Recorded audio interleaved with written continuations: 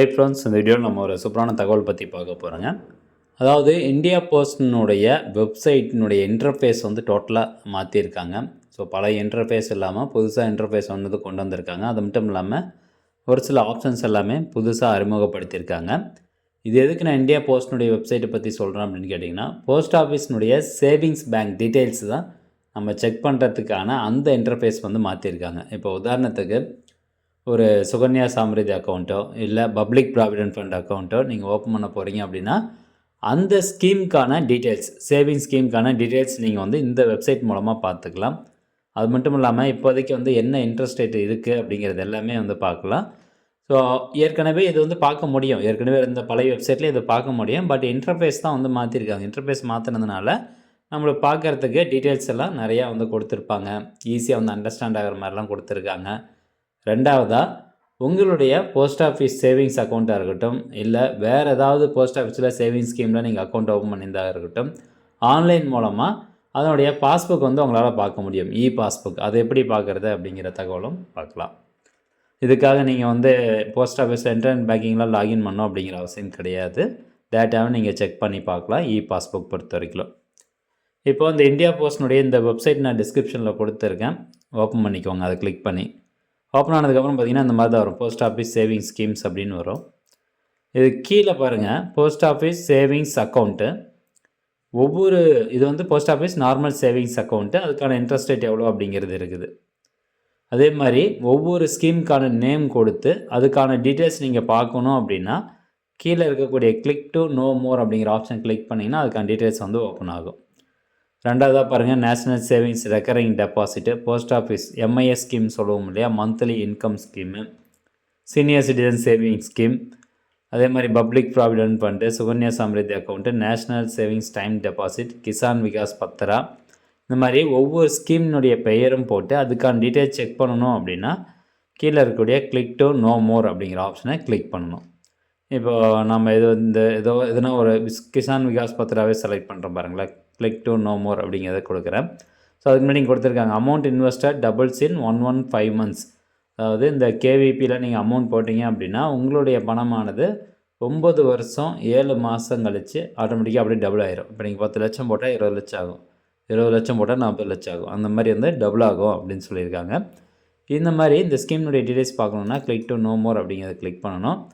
இதில் interest payable rates ப்ரீயாடிசிட்டி etcetera அப்படின்னு கொடுத்துருக்காங்க. இன்ட்ரெஸ்ட் வந்து எவ்வளோன்னா 7.5%.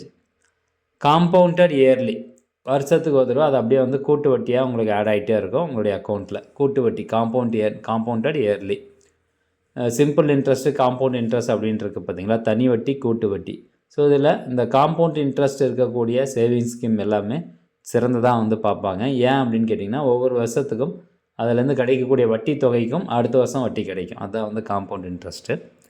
மினிமம் அமௌண்ட்டு 1000, மல்டிபிள்ஸ் ஆஃப் 100 இந்த மாதிரி கொடுத்துருக்காங்க இல்லைங்களா. ஸோ ஒவ்வொரு ஸ்கீமினுடைய டீட்டெயில்ஸும் எலிஜிபிலிட்டி, அதுக்கான எலிஜிபிலிட்டி என்ன, டெபாசிட் ரிலேட்டடானது, எவ்வளோ அமௌண்ட் அது மினிமம் டெபாசிட் பண்ணணும், பேமெண்ட் ஆன் மெச்சூரிட்டி பேமெண்ட் வந்து எப்படி இருக்கும், ப்ரீமெச்சூர் க்ளோஸர் வந்து பண்ணலாமா முடியாதா, இந்த மாதிரி தனித்தனியாக விவரங்கள் எல்லாமே இந்த புது இன்டர்ஃபேஸில் அழகாக வந்து கொடுத்துருக்காங்க.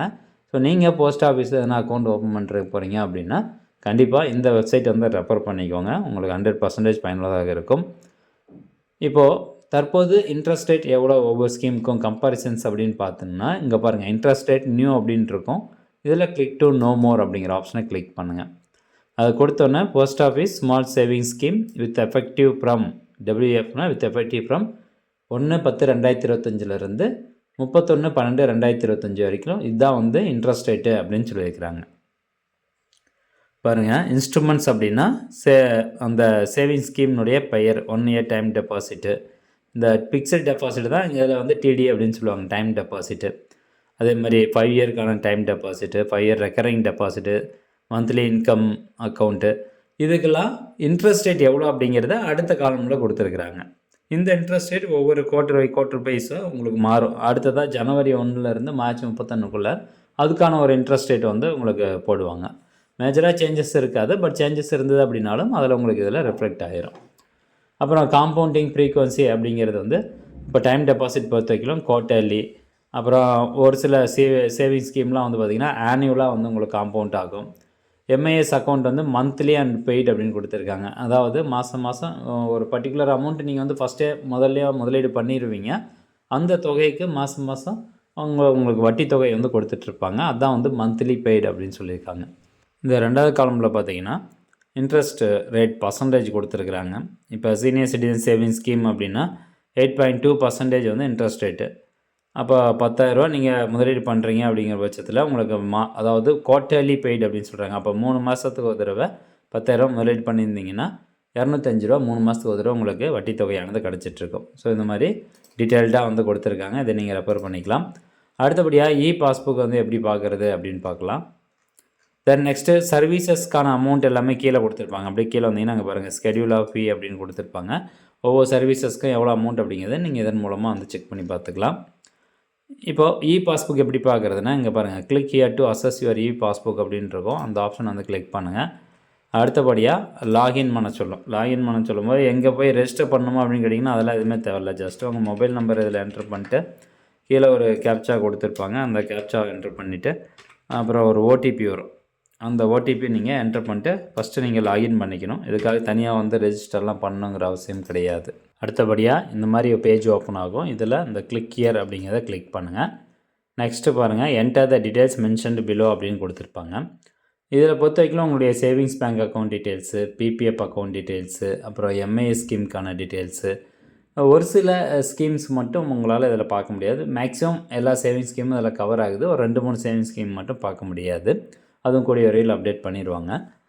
ஸோ இதில் போய்ட்டு அக்கௌண்ட் நம்பர் அப்படிங்கிறதுல உங்களுடைய பாஸ்புக் நம்பர், இப்போது ஒரு பிபிஎஃப் அக்கௌண்ட் வச்சுருக்கீங்க அப்படின்னா அந்த பாஸ்புக் நீங்கள் ஓப்பன் பண்ணும்போது ஃபஸ்ட் பேஜ்லேயே உங்களுக்கு போட்டிருப்பாங்க அக்கௌண்ட் நம்பர் அப்படின்னு சொல்லி போட்டிருப்பாங்க. அந்த நம்பரை கரெக்டாக அதில் டைப் பண்ணிக்கோங்க. நெக்ஸ்ட்டு போஸ்ட் ஆஃபீஸில் அக்கௌண்ட் ஓப்பன் பண்ணும்போது எந்த மொபைல் நம்பர் கொடுத்து ரெஜிஸ்டர் பண்ணீங்களோ அந்த மொபைல் நம்பர் கட்டாயம் தேவைப்படும். ஏன்னா அந்த மொபைல் நம்பருக்கு ஓடிபி வரும். அந்த ஓடிபி என்ட்ரு பண்ணால் தான் உங்களுக்கு அந்த பாஸ்புக் நம்ம பார்க்க முடியும். அதனால் அதை வந்து கரெக்டாக என்ட்ரு பண்ணிக்கோங்க. அடுத்தபடியாக கீழே ஒரு கேப்சா இருக்குது பாருங்கள், அதையும் கரெக்டாக என்ட்ரு பண்ணிட்டு கண்டினியூ அப்படிங்கிற ஆப்ஷனை கிளிக் பண்ணலாம்.